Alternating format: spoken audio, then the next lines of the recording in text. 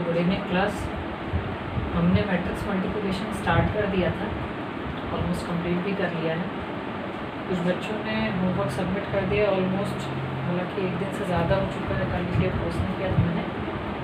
और अभी भी बहुत सारे बच्चे हैं जिन्होंने कंप्लीट नहीं किया है, सो प्लीज़ उसको जल्दी से जल्दी कंप्लीट कर लीजिए, क्योंकि अगर आप मैट्रिक्स मल्टीप्लिकेशन नहीं सीख पाएंगे तो फिर आगे आपको बहुत दिक्कत जाएगी। So do it fast. So जब मैंने आपको टाइप्स ऑफ मैट्रिसेस पढ़ा था तो मुझे आपको बताया था कि मैट्रिसेस सिर्फ इतनी तरह की नहीं होती, और भी कई तरह की होती है। लेकिन जैसे जैसे जहाँ जहाँ हमें यूज़ मिलेगा उस हिसाब से हम उसको पढ़ते जाएंगे। अब क्योंकि हमने मैट्रिक्स मल्टीप्लिकेशन सीख लिया है तो अब हम कुछ अलग टाइप्स की मैट्रिक्स भी देख लेते हैं। तो पहली चीज़ ये अपने दिमाग में रखिएगा कि अभी आज मैं जिन मैट्रिक्स की बात करूँगा ये सारी मैट्रिक्स आप स्क्वायर मैट्रिक्स में। सो मतलब आज का जो केस है, जो अभी हम ये पढ़ रहे हैं special matrices, this is for square matrix. पहली कंडीशन तो क्या है कि स्क्वायर मैट्रिक्स है। तो a square matrix will be known as, अब मैं आपको टाइप बाई टाइप जो इन दो टाइप बता दूँगा। So square matrix will be known as identity matrix. एक स्क्वायर मैट्रिक्स को आइडेंटिटी मैट्रिक्स कहा जाता है। कब कहा जाता है? अगर A square will be equal to A. क्या मतलब हुआ इसका? हमें एक मैट्रिक्स दी रहेगी, let us assume that we have been given a matrix. हमको एक ए मैट्रिक्स दे दी गई है किसी भी ऑर्डर की, but it should be a square matrix. 2x2 की हो सकती है, 3x3 की हो सकती है, कुछ भी हो सकता है। अब इस ए मैट्रिक्स में मैं इसी ए मैट्रिक्स से दोबारा मल्टीप्लाई करूँ, रिजल्ट ध्यान से देखिए, और जो आंसर आए that should come again as A. यानी ए मैट्रिक्स का स्क्वायर करने पे, उस मैट्रिक्स का स्क्वायर करने पे भी उसकी वैल्यू चेंज ना हो, तो ऐसी मैट्रिक्स क्या कहलाती है? हमारी आइडेंटिटी मैट्रिक्स कहलाती है।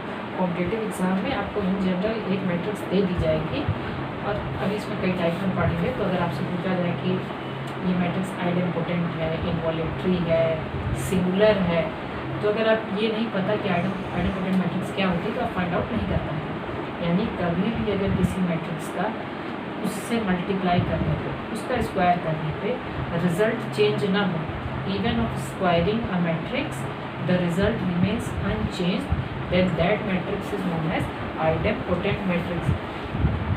तो ये तो हो गया idempotent। एक एग्जांपल लिख लेते हैं इसका, ये लिख लीजिएगा ये रिजल्ट। अच्छा, एग्जांपल को मैं वेरीफाई नहीं करूँगा, एग्जांपल को आप लोग खुद वेरीफाई कर लीजिएगा। तो मैं एग्जांपल लिख दे रहा हूँ और वेरीफाई आप लोग कर लीजिए। So let us assume the matrix is ए 1/2 1/2। ये एक मैट्रिक्स है, स्क्वायर मैट्रिक्स है ऑफ ऑर्डर 2 × 2। अगर इस मैट्रिक्स का इसमें मल्टीप्लाई करेंगे आप, इसका स्क्वायर फाइंड आउट करेंगे, तो आप क्या पाएंगे कि जो रिजल्ट होगा that will again be the same. So just pause the video, note it down, और फिर हम आगे करते हैं। तो ये तो पहला टाइप हो गया आइडेंटिटी मैट्रिक्स। अब नेक्स्ट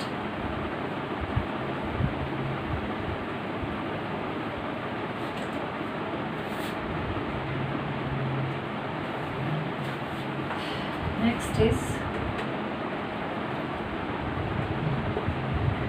involuntary मैट्रिक्स। अब इनवॉल्यूटरी मैट्रिक्स के लिए क्या कंडीशन है? मल्टीप्लिकेशन से रिलेटेड। अगर किसी मैट्रिक्स का हम स्क्वायर फाइंड आउट करते हैं, if we find out square of a matrix and it comes out to be identity matrix, then that matrix will be known as involuntary matrix। and obviously ये जो identity matrix आएगी that will be of same order। इसी के order की होगी। अगर 2/2 की A matrix है तो identity matrix 2/2 की ही आएगी। अब एक मैट्रिक्स का आपको स्क्वायर करने पे, पिछले केस में क्या था, स्क्वायर करने पे आपको सेम मैट्रिक्स मिल रही थी। जब स्क्वायर करने में सेम मैट्रिक्स मिलेगी तो वो होगी आइडेंटिटी, और अगर स्क्वायर करने पे आपको बाई चांस आइडेंटिटी मैट्रिक्स मिल जाती है तो वो क्या कहलाएगी आपकी, वो इनवॉल्यूटरी मैट्रिक्स कहलाएगी। जैसे मान लीजिए न्यूटन मैट्रिक्स ही ले लेते हैं, 2x2 ऑर्डर 1 0 0 एंड 1। अब इसका आप स्क्वायर करिएगा, जब आप इसका स्क्वायर करेंगे तो आपको क्या मिलेगा, again you will get the identity matrix. तो ये तो हो गया आपका इनवॉल्यूटरी का एग्जाम्पल। अब हम अगला पढ़ते हैं, दैट इज निलपोटेंट। इसको नोट डाउन कर लीजिएगा।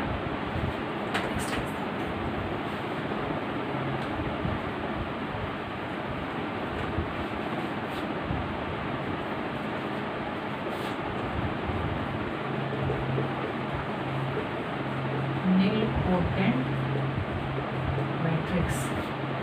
निलपोटेंट मैट्रिक्स क्या होता है बेटा, निलपोटेंट मैट्रिक्स में आपको एक मैट्रिक्स दिया रहेगा ए और इसकी एक सर्टेन पावर फाइंड आउट करेंगे, कोई भी पावर हो सकती है। अब यहाँ स्क्वायर हो ये ज़रूरी नहीं है, यहाँ मान लीजिए हमने एक mth पावर निकाली और उस mth पावर की वैल्यू क्या आ गई, नल मैट्रिक्स, जीरो मैट्रिक्स और नल मैट्रिक्स अगर हमें मिल गया। इसमें कंडीशन क्या है कि m will always belongs to natural number, यानी एक पॉजिटिव नेचुरल नंबर पावर हमने निकाली किसी भी मैट्रिक्स की।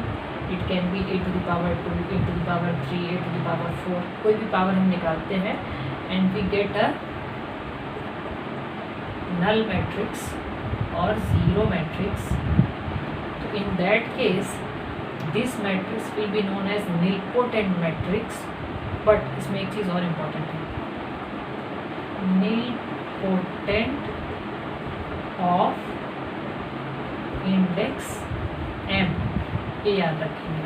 This will be A nilpotent matrix of index m। कौन सी पावर पे जीरो मैट्रिक्स मिल रही है ये उस इंडेक्स को डिनोट करता है, ठीक है।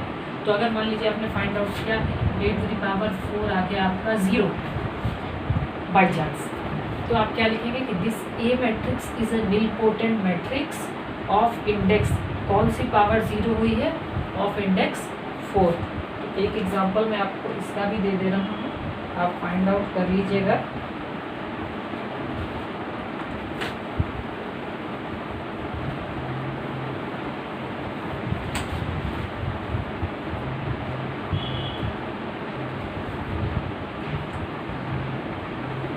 दिस इज 0 0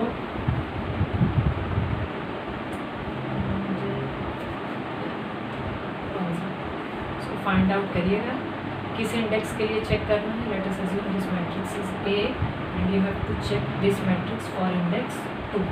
इस मैट्रिक्स का 2 बार मल्टीप्लाई करिए और देखिए कि क्या हमें जीरो मैट्रिक्स मिल रही है या नहीं मिल रही है। तो ये 3 टाइप थे स्पेशल अभी जो हमें पढ़ने थे, हमने पढ़ लिए। क्या क्या थे, सबसे पहले हमने पढ़ा आइडेंटिपोटेंट मैट्रिक्स। तो आइडेंटिपोटेंट मैट्रिक्स क्या होता है, किसी भी मैट्रिक्स का आपने 2 बार प्रोडक्ट निकाला, अगर रिजल्ट सेम मैट्रिक्स आ रहा है then that matrix will be known as idempotent matrix. Second हमने पढ़ा इनवॉल्यूटरी मैट्रिक्स। इनवॉल्यूटरी मैट्रिक्स में क्या होता है कि हमने प्रोडक्ट फाइंड आउट किया और प्रोडक्ट क्या आ गया, प्रोडक्ट हमें आइडेंटिटी मैट्रिक्स मिल गया। अगर आइडेंटिटी मैट्रिक्स मिल जाता है so then that will be known as involutory matrix. और लास्ट हमने पढ़ा निलपोटेंट मैट्रिक्स। निलपोटेंट क्या है कि हमने प्रोडक्ट को फाइंड आउट किया और हमें किसी पर्टिकुलर इंडेक्स पे उसकी वैल्यू जीरो मैट्रिक्स मिल गई। अब मल्टीप्लिकेशन में हमारे पास कुछ प्रॉपर्टीज़ हैं। नेक्स्ट टॉपिक जो है हमारा that is properties of multiplication. जैसे एडिशन में थोड़ी बहुत प्रॉपर्टीज़ देखी थी वैसे ही प्रॉपर्टीज़ होती हैं आपके मल्टीप्लिकेशन में। तो मल्टीप्लिकेशन भी देख लेते हैं। इन जनरल छोटी छोटी प्रॉपर्टीज़ हैं। जैसे हमें पता है पहली प्रॉपर्टी नंबर्स के केस में कम्यूटेटिव प्रॉपर्टी हमें पता है, अगर 2 नंबर्स हैं, ये मैं नंबर की बात कर रहा हूँ, x इंटू वाई का product is always equal to y into X. लेकिन मैट्रिक्स के केस में ऐसा नहीं होता है। a into B will not be always equal to b into A. किसी किसी केस में हो भी सकता है लेकिन in general a into B का प्रोडक्ट b इंटू ए के प्रोडक्ट के इक्वल नहीं होता है, याद रखिएगा। कुछ केसेस में हो जाए तो अलग बात है, लेकिन generally most of the time matrix multiplication does not follow commutative property. Then second है हमारा एसोसिएटिव प्रॉपर्टी। अब 3 मैट्रिक्स दी हुई है A B C, right side में भी है आपकी ए बी सी। अब क्या किया, यहाँ पहले ए इंटू बी कर दिया, इसके प्रोडक्ट का सी से मल्टीप्लाई किया यहाँ। अब इसको एसोसिएटिव आइडेंटिटी को फॉलो करने के लिए कुछ कंडीशन है। क्या कंडीशन है, वही जो बेसिक हमने मल्टीप्लिकेशन के पहले पढ़ी थी, यानी अब इसमें प्रोडक्ट सेटिस्फाई होना चाहिए। अब ऐसा हो गया कि मान लीजिए ए का ऑर्डर है आपके 1 क्रॉस 2 और बी का ऑर्डर है आपके 3 क्रॉस 2, तो अब तो यही नहीं इक्वल है, तो फिर प्रोडक्ट हो नहीं पाएगा। यानी अगर मल्टीप्लिकेशन की कंडीशन को सेटिस्फाई कर रही हैं तीनों मैट्रिक्स, तो फिर अगर पहले 2 का मैट्रिक्स करके इसके रिजल्टेंट को सी से मल्टीप्लाई करेंगे, the result will be same as in the case B और सी को मल्टीप्लाई करके इसके आंसर को ए से मल्टीप्लाई करेंगे। यानी अगर मैट्रिक्स मल्टीप्लिकेशन का ऑर्डर सेटिस्फाई हो जाएगा तो ये मैट्रिक्स एसोसिएटिव प्रॉपर्टी को फॉलो कर लेंगे, और अगर ऑर्डर सेटिस्फाई नहीं होगा तो फिर तो नहीं कर पाएंगे। नेक्स्ट केस, अब इसमें थर्ड, अब जैसे मान लीजिए कि आपने किसी मैट्रिक्स का आइडेंटिटी मैट्रिक्स से मल्टीप्लाई कर दिया ए इंटू आई, तो नंबर के केस में अगर हम किसी भी नंबर का 1 से मल्टीप्लाई करते हैं तो ऑलवेज हमें क्या मिलता है, सेम नंबर मिलता है। तो in the same case a into I will be same as i into A and the result will be a। यानी मैट्रिक्स में आइडेंटिटी मैट्रिक्स का मल्टीप्लाई करें या आइडेंटिटी मैट्रिक्स को पहले लिखें और उसमें मैट्रिक्स का मल्टीप्लाई करें, result will be same. This is the multiplicative identity. तो अब ये केस देखिए, ये कैसा केस है। अब देखिए इस केस में कम्यूटेटिव प्रॉपर्टी फॉलो कर जाती है, क्यों, क्योंकि ये आइडेंटिटी मैट्रिक्स है। लेकिन इन जनरल हमेशा ये प्रॉपर्टी फॉलो हो जाए ऐसा ज़रूरी नहीं है। आइडेंटिटी मैट्रिक्स स्पेशल केस है, इसलिए यहाँ कम्यूटेटिव फॉलो हो जा रहा है। A into I is same as I into A and the result will be A. Then next property हमारी fourth one, this is distributive property A into B plus C. 3 matrix हैं आपकी। अब यहाँ पे क्या किया गया है, मल्टीप्लिकेशन को एडिशन के ऊपर डिस्ट्रीब्यूट किया गया है। तो जैसे अलजेब्रा में करते थे वैसे ही कर देंगे। First of all we multiply A and B, this will be A B plus A C. Result में कोई भी अंतर नहीं आएगा, तो डिस्ट्रीब्यूटिव प्रॉपर्टी फॉलो करेगा। मैट्रिक्स मल्टीप्लिकेशन आप ए इंटू बी निकाल लीजिए, फिर ए इंटू सी निकाल लीजिए, एक रिजल्ट ये आ जाएगा आपका राइट हैंड साइड। या लेफ्ट हैंड साइड की तरह से अगर आप करना चाहें तो क्या करेंगे, पहले बी और सी को ऐड कर लेंगे, ऐड करेंगे तो एक नई मैट्रिक्स बनेगी, उस मैट्रिक्स का ए से मल्टीप्लाई करेंगे तो भी रिजल्ट क्या आएगा, सेम आएगा। एक बहुत इंपॉर्टेंट प्रॉपर्टी जो इसमें है डिवीज़न में, वो क्या है कि लिख लीजिएगा specially note,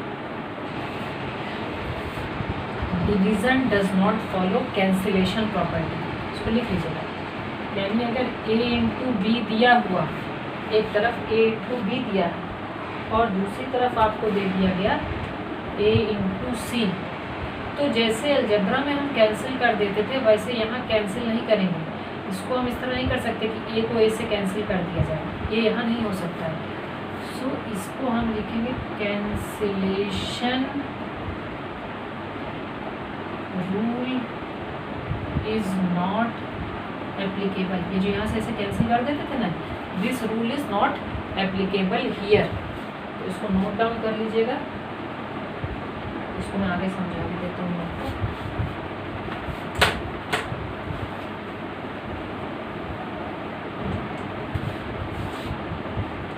So if it is given that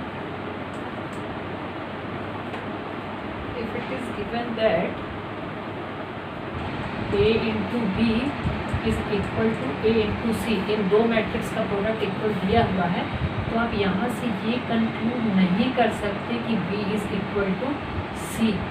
ये क्यों नहीं कर सकते, this is not possible because of cancellation rule. हम यहाँ पे कैंसिल नहीं कर सकते कि ए का प्रोडक्ट हो रहा है दोनों साइड तो ए को कैंसिल कर दें। अलजेब्रा वाला केस यहाँ पे नहीं लगता है, तो इसको याद रखिएगा। स्पेशल केस है कि multiplication does not follow cancellation rule. हाँ, एडिशन के केस में जब हम एडिशन कर रहे थे तो वहाँ ये रूल फॉलो हो जाएगा। अगर दो मैट्रिक्स का आप एडिशन फाइंड आउट कर रहे हैं, लेट अस अज्यूम यार it is given that a plus b is same as a plus c, तो यहाँ पे कैंसिलेशन लग जाएगा। यहाँ से आप ये कंक्लूड कर सकते हैं कि b is equal to c, लेकिन मल्टीप्लिकेशन के केस में आप ये कंक्लूड नहीं कर सकते हैं, तो इसको आप हमेशा याद रखिएगा। अब इसके बाद अच्छा, एक्सरसाइज में से कुछ बच्चों को डाउट आया था, उसको क्लियर कर लेते हैं और फिर कुछ क्वेश्चन सॉल्व करेंगे। एक्सरसाइज का प्रॉब्लम नंबर आई थिंक मुझे लगा कि आपको क्वेश्चन नंबर 18 पूछेंगे, तो 18 हो गया है, 19 पूछ रहे थे। ठीक है, अच्छा 19 क्वेश्चन में क्या होता है, इस चैप्टर में जो लैंग्वेज वाले क्वेश्चन हैं आपके, ये वैल्यू बेस्ड क्वेश्चन है। तो पहले पेपर में बोर्ड एग्जाम्स में वैल्यू बेस्ड क्वेश्चन आते थे, हालांकि लेटेस्ट पैटर्न में वैल्यू बेस्ड क्वेश्चन को हटा दिया गया है, लेकिन अभी हम क्योंकि बुक में दिया हुआ है तो पढ़ लेते हैं।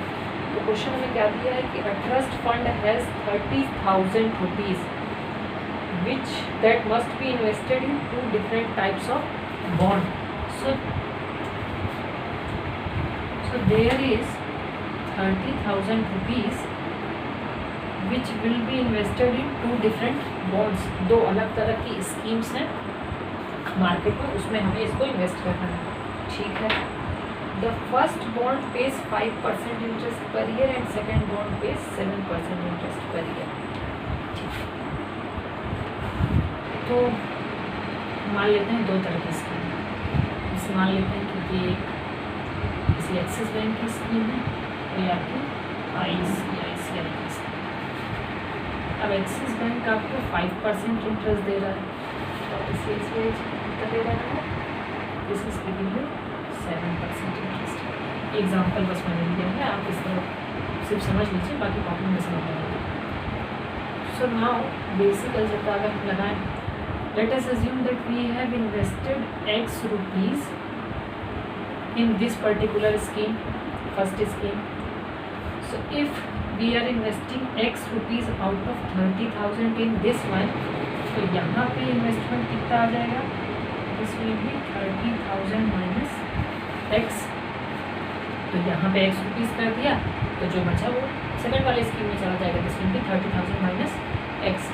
अब आगे क्या दिया है, using matrix multiplication determine how to divide 30,000 among 2 types of bond. Trust fund must obtain an annual total interest of 1,800 in the first case and 2,000 in the second case. ठीक है, दो केस है। पहले केस में trust को चाहिए हमारे, इन the first case they want 1,800 rupees interest, और सेकंड केस में उनको चाहिए 2,000 रुपीज़ एज इंटरेस्ट। तो अब क्या करें, अच्छा मैट्रिक्स मल्टीप्लिकेशन का यूज़ करना है।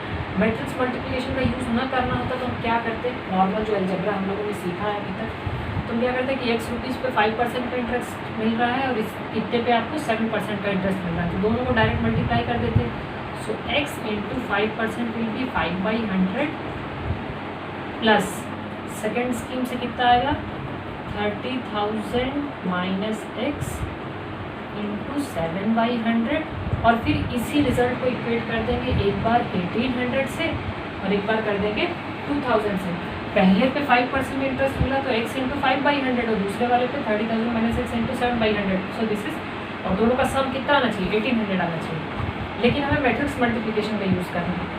तो मैट्रिक्स मल्टीप्लिकेशन का यूज़ करना तो क्या करेंगे, देखिए प्रिंसिपल दो अमाउंट है हमारे पास, एक x अमाउंट है और एक 30,000 माइनस x है, और इंटरेस्ट के भी दो हैं, दो इंटरेस्ट है, एक 5% एक 7% है।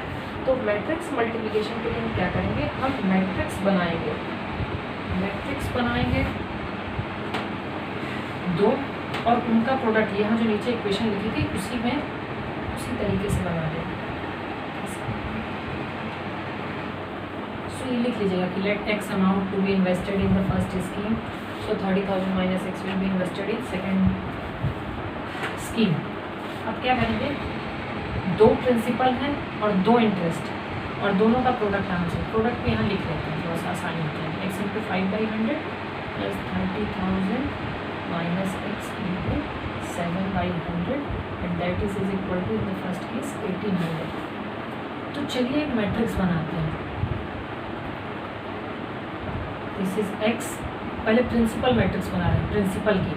ये मैट्रिक्स प्रिंसिपल अमाउंट को डिनोट करेगी कि क्या क्या अमाउंट हम इन्वेस्ट कर रहे हैं। तो एक एक्स हो गया और दूसरा हो गया 30K माइनस एक्स के, मतलब ये आप लोग समझाने के लिए रखा। तो ये हो गया principal. Now we have to multiply principal by interest. तो इन प्रिंसिपल को इंटरेस्ट से मल्टीप्लाई करना है, then we will get final. Actually principal को रेट से मल्टीप्लाई करना है, not interest. We have to multiply principal by rate of interest and then we will get the total amount जो है 200। तो इस मैट्रिक्स का ऑर्डर क्या बनाया हमने, इसको हमने लिख लिया 1/2। तो अगर रेट वाली मैट्रिक्स में बनाऊंगा और मुझे दोनों का प्रोडक्ट करना है, क्योंकि इक्वेशन तो ये मिलेगी, तो रेट वाली मैट्रिक्स में ध्यान दीजिए उसमें कितने रो होने चाहिए, उसमें 2 रो होने चाहिए। उसको थोड़ा सा बड़ा करना है, तो 2 रो होने चाहिए।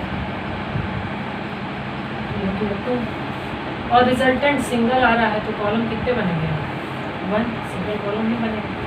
तो अब रेट ऑफ इंटरेस्ट क्या था, एक रेट ऑफ इंटरेस्ट था आपका 5/100।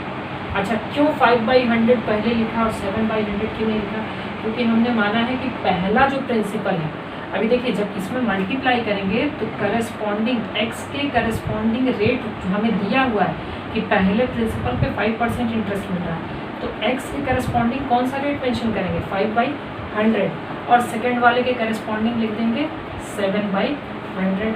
अब ये आपका मैट्रिक्स मल्टीप्लिकेशन बन गया। यहाँ से आप इसको मल्टीप्लाई करेंगे तो यही इक्वेशन मिलेगी। आप देखिए यहाँ से x into 5/100 plus 30,000 minus x into 7/100 and this is equal to 1800। अब यहाँ से आप अलजेब्रा लगाएंगे लीनियर इक्वेशन, तो एक्स की वैल्यू आ जाएगी। ये हो गया पहला। अब इसी तरह आपका क्या बन जाएगा दूसरा केस, जब आपको कितना कितना rate of interest simple interest चाहिए, 2000 रुपीज़। तो कर लीजिएगा, कुछ भी नहीं है। प्रिंसिपल को 2 पार्ट में दिया था कि 2 स्कीम में हमें इन्वेस्ट करना है, तो हमने प्रिंसिपल को एक मैट्रिक्स में अरेंज कर लिया। फिर उसके करस्पॉन्डिंग पहले पे जो रेट मिल रहा था, अब ये किस तरह लिखा है, ये इसलिए लिखा है क्योंकि इसका ऑर्डर सेम हो जाए, तभी तो प्रोडक्ट हो पाएगा। हमें ये प्रोडक्ट करके दिखाना है, मैट्रिक्स मल्टीप्लिकेशन उसमें लिखा है, यूजिंग मैट्रिक्स मल्टीप्लिकेशन। तो मैट्रिक्स मल्टीप्लिकेशन के लिए हमें क्या चाहिए कि number of column in the second matrix should be same as number of rows in the second matrix. तो ये दोनों सेम हो गया आपका, ये मल्टीप्लाई होकर ये बन जाएगा। तो इसको सॉल्व कर लीजिएगा। अभी भी अगर किसी को कोई दिक्कत आ रही होगी तो मेरे को बताइएगा, मैं इसको दोबारा करवा दूँगा आपको, ठीक है। हालांकि मुझे नहीं लगता कि इसके बाद आप लोग को इसमें कोई दिक्कत आएगी। कुछ हमने अभी तक जो पढ़ा है, यहाँ से आपका मैट्रिक्स मल्टीप्लिकेशन ऑलमोस्ट कंप्लीट हो गया। नेक्स्ट टॉपिक अब जो आपका रहेगा वो ट्रांसपोज ऑफ मैट्रिक्स है। देखते हैं, आज अगर टाइम मिलता है तो डिस्कस कर लेते हैं। कुछ क्वेश्चंस मैं आपको दे रहा हूँ, इन्हें अपने कॉपी में मेंशन कर लीजिएगा। जो हमने अभी तक पढ़ा है इस बेसिस पे कॉम्पिटिटिव जी पॉइंट ऑफ व्यू से इस तरह के क्वेश्चंस, इसमें से कुछ क्वेश्चंस एग्जाम्स में आए भी हुए हैं और कुछ मोस्ट प्रोबेबल है कि आपको प्रैक्टिस करनी चाहिए, आ भी सकते हैं। तो मैं आपको दे रहा हूँ, इसको नोट डाउन कर लीजिएगा, सॉल्व करिए कॉपी में। If the square of matrix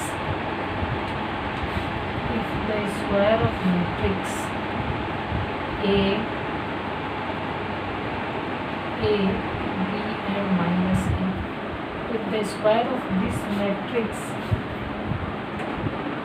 is unit matrix, find the value of B. So क्या दे दिया गया है क्वेश्चन में, if the square of this particular matrix, this is a matrix of 2 cross 2, A, B, A and minus A. If the square of this matrix is equal to a unit matrix, then you have to find the value of B. अभी हमने पढ़ा था आज कि अगर हम किसी भी मैट्रिक्स का स्क्वायर करते हैं, तो जब हम मैट्रिक्स का स्क्वायर करेंगे और अगर हमें यूनिट मैट्रिक्स मिल जाती है तो ऐसी मैट्रिक्स क्या कहलाती है, क्या कहते हैं, आइडेम्पोटेंट कहते हैं, इक्वालिटी कहते हैं, या नीलपोटेंट कहते हैं। अगर सेम मिलती, अगर स्क्वायर करने पे यही मैट्रिक्स मिलती तो आइडेम्पोटेंट कहलाती। अब यूनिट मिल रही है तो इक्वालिटी कहलाएगी। तो इस मैट्रिक्स का स्क्वायर करेंगे, the resultant will be a unit matrix of same order, और फिर हम बी की वैल्यू फाइंड आउट करेंगे। तो इसको कर लीजिएगा।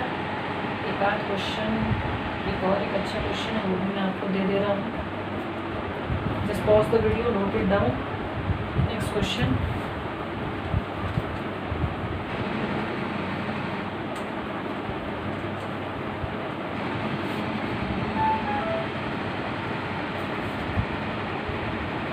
if A is equal to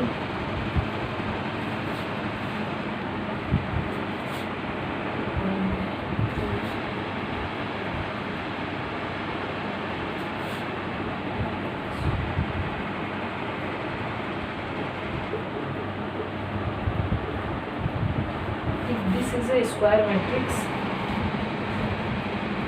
then you have to find the value of phi a to the power 100। इसको फाइंड आउट करना है। ऑप्शंस भी दे रहा हूँ मैं आपको। a is 2 raised to the power 100 into a, b is 2 raised to the power 99 into a, c is 2 raised to the power 98 into a, and d is a, one more option, e is a square. So if this is a given matrix, then you have to find the value of a raised to the power 100। इसको निकालिएगा, नहीं बनेगा तो discuss करेंगे, group का mention कर दीजिएगा कि नहीं बन रहा। सो ये 2 क्वेश्चन कर लीजिएगा, बाकी भी कराता रहूँगा मैं बीच बीच में जैसे टाइम मिलेगा। अब नेक्स्ट टॉपिक पे चलते हैं। Next topic is our transpose of matrix. क्या होता है ट्रांसपोज, ये पढ़ लेते हैं, then property we will discuss on next. और होमवर्क करते चलिए बेटा, कॉपी बनाते चलिए, प्रैक्टिस नहीं करेंगे चीज़ें जितनी जल्दी समझ में आती हैं उतनी जल्दी दिमाग से स्लिप भी हो जाती है। Whether it is for physics और केमिस्ट्री और मैथ्स और बायोलॉजी, हर सब्जेक्ट का यही केस है। अभी आप आज पढ़े हैं तो आज आपको सब समझ में आएगा, लेकिन अगर प्रैक्टिस नहीं करेंगे, 2-4 क्वेश्चन नहीं बनाएंगे उसी टाइप के, फेयर कॉपी नहीं बनाएंगे, तो फिर क्या है कि 2-3 दिन बाद फिर आप देखेंगे तो विल फाइंड दैट कि जो आज समझ में आया था वो सब गायब हो गया। So next topic is transpose of matrix. क्या होता है ट्रांसपोज, पढ़ते समझते हैं। अच्छा, ट्रांसपोज के पहले जहाँ मैंने आपको प्रॉपर्टीज ऑफ मल्टीप्लिकेशन पढ़ाया था वहाँ एक प्रॉपर्टी छूट गई है, मुझे याद आ रहा है ट्रांसपोज में, उसको लिख लीजिए वहाँ पे। If the product of 2 matrix is a zero matrix, if a into b is a zero matrix और null matrix, this does not mean. अच्छा, अगर हम अलजेब्रा की बात करें, अगर हम लिखते हैं कि x into y is equal to 0, तो यहाँ से हम क्या कंक्लूड करते थे, आइदर x इक्वल टू 0 और y will be equal to 0 और both of them will be equal to 0। या तो x 0 होगा या y 0 होगा या दोनों 0 होंगे। लेकिन मल्टीप्लिकेशन मैट्रिक्स के केस में if a into b is equal to 0, this does not mean, इसका मतलब ऐसा नहीं है कि this implies that a is equal to 0, not true. ऐसा ज़रूरी नहीं है कि इसका ये भी मतलब नहीं है कि b is equal to 0, this is also not true, and this also does not mean कि a and b both are equal to 0। यानी a और b की कोई अलग अलग वैल्यू हो तो भी उनका प्रोडक्ट 0 आ जाएगा, क्योंकि हमें पता है मैट्रिक्स मल्टीप्लिकेशन में हम क्या करते हैं, रो कॉलम को जो मल्टीप्लाई करते हैं तो एलिमेंट्स को ऐड करते हैं, तो हो सकता है कि इनका एडिशन जो आए वही 0 मैट्रिक्स बन जाए। वैसे ज़रूरी नहीं है कि a मैट्रिक्स 0 होगा, ये कंक्लूड नहीं कर सकते। हो सकता है, ऐसा नहीं है कि नहीं हो सकता। अगर a मैट्रिक्स 0 हो जाएगा तो 0 into b matrix will B 0, लेकिन इसका हमेशा, not always true, this is not always true, हमेशा ट्रू हो ऐसा ज़रूरी नहीं है।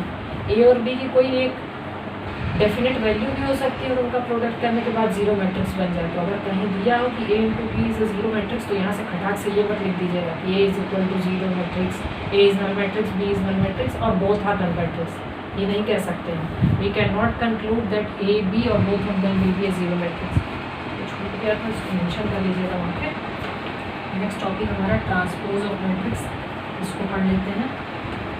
सिंपल सी चीज़ है ट्रांसपोज। ट्रांसपोज में क्या करना है, कुछ भी नहीं करना आपको। एक मैट्रिक्स लेना है, let A be a matrix 1 2 3 4। Order क्या है इसका, ऑर्डर इज 2 × 2।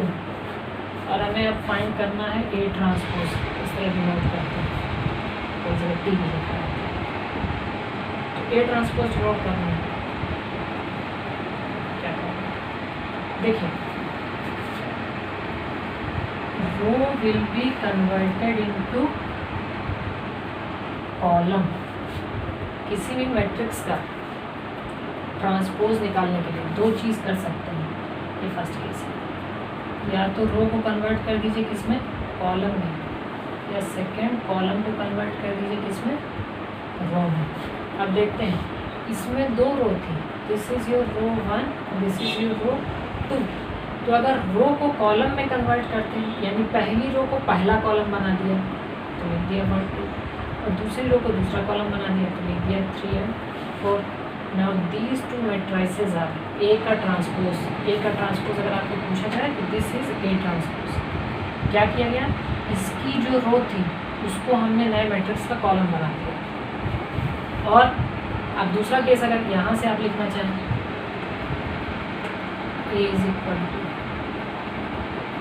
आप बोलते हैं कि नहीं सर हम तो कॉलम को रो बनाएंगे, तो ठीक है, इसका पहला column this is C1, this is C2।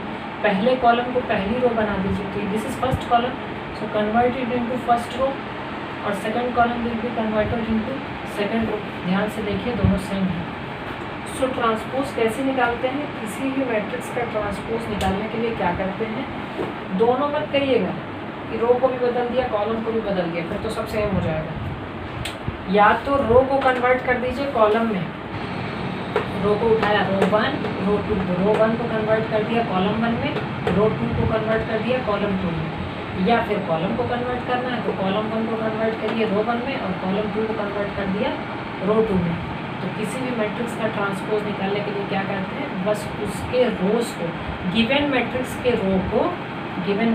रो को कन्वर्ट कर देते हैं कॉलम में। ये अगर रो में 1 और 2 लिखा है तो इसको कॉलम में लिख देंगे, और दूसरे रो को भी कॉलम में लिख देंगे तो ट्रांसपोज मिल जाएगा। या फिर कॉलम के फॉर्म में अगर कन्वर्ट करना है तो कॉलम को कन्वर्ट कर देंगे रो में। So this is all for today. Tomorrow you have a holiday. तो जिन बच्चों ने अभी तक कंप्लीट नहीं किया है उनसे मेरी रिक्वेस्ट है, प्लीज़ कंप्लीट कर लीजिए। तो रोज़ बोलते हैं आपको सारे टीचर्स, अभिलाष सर भी बोलते हैं, केमिस्ट्री वाले सर भी बोलते हैं, अच्छा नहीं लगता है, तो इन सबको कंप्लीट करिए। And from Monday onwards we will continue with the next topic. In between किसी को कोई टॉपिक नहीं समझ में आया हो, कोई डाउट हो, किसी क्वेश्चन में कोई दिक्कत हो, तो आप उसको ग्रुप में पोस्ट कर दीजिए, या अगर आप मेरे को भी मैसेज करेंगे तो भी मैं आपको बता दूँगा। So thank you very much, have a nice day.